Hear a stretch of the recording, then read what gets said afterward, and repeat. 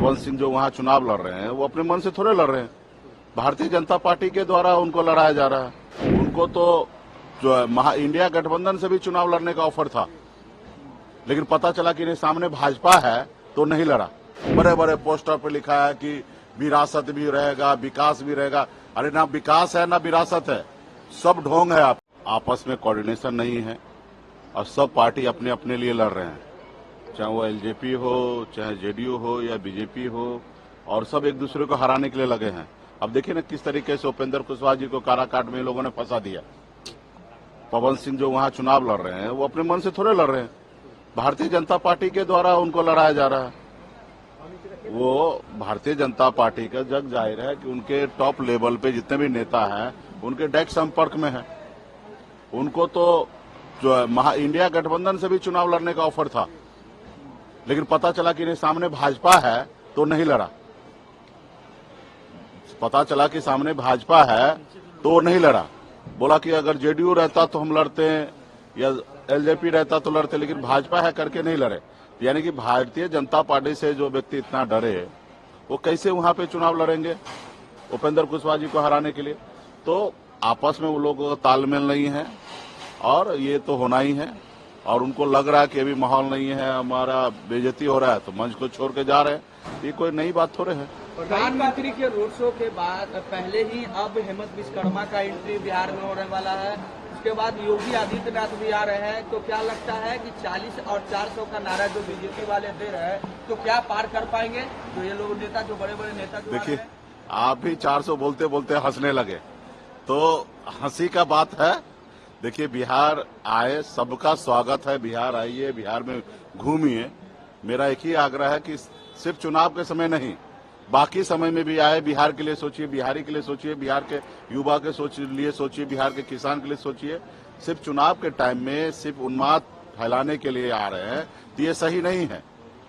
आपके लिए ये सब चीज करने के लिए 365 दिन है और सभी ने आपका नौटंकी देखा है कि किस तरीके से धर्म के ऊपर आप राजनीति करते हैं, ये सभी ने देखा है। आप अपने आप को हिंदू सनातन कहते हैं, गौ माता का रक्षक कहते हैं, और वही बीफ कंपनी से 250 करोड़ रुपया का चंदा ले लेते हैं ताकि वो बीफ कंपनी वाला और ज्यादा पशु को कत्लेआम करे और आपको ज्यादा मुनाफा आपको पहुंचाए।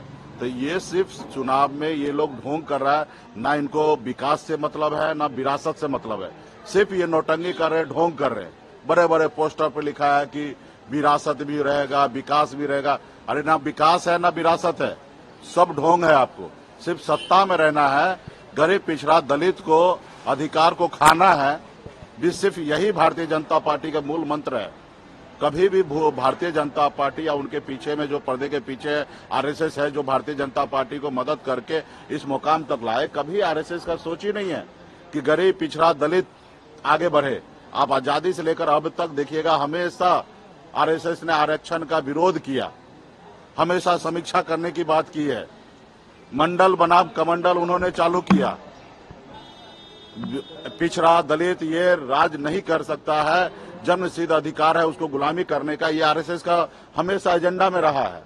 तो ये लोग हमेशा गरीब पिछड़ा दलित को साथ नहीं लेना चाहता। उनके हाथ से ये लोग जब पानी नहीं पीता है, जब हमारे हाथ से चाय नहीं पीता है, ये मेरी आवाज कैसे संसद भवन में बुलाए उठाएगा, हमारे बेहतरी के लिए कैसे पॉलिसी बनाएगा? कभी नहीं पॉलिसी बनाएगा।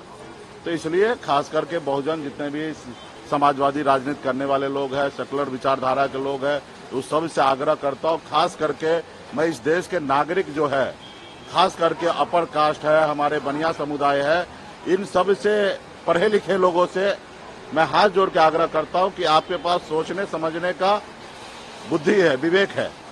आप सोचिए कि हमारा देश कहाँ जा रहा है। क्या देश ऐसे चलेगा, हिंदू मुसलमान करके चलेगा, कि देश विकास के रास्ते पे चलेगा? आप पाकिस्तान की चर्चा करते हैं, लेकिन पाकिस्तान चले जाते हैं बिरयानी खाने के लिए। आप चाइना का क्यों नहीं चर्चा करते हैं, जो 18 ट्रिलियन डॉलर का अर्थव्यवस्था उनका है, उसका जिक्र क्यों नहीं करते? आपके हिंदुस्तान का, इंडिया का 8 गुना ज्यादा वहां का अर्थव्यवस्था मजबूत है, आप वो चर्चा क्यों नहीं कर रहे?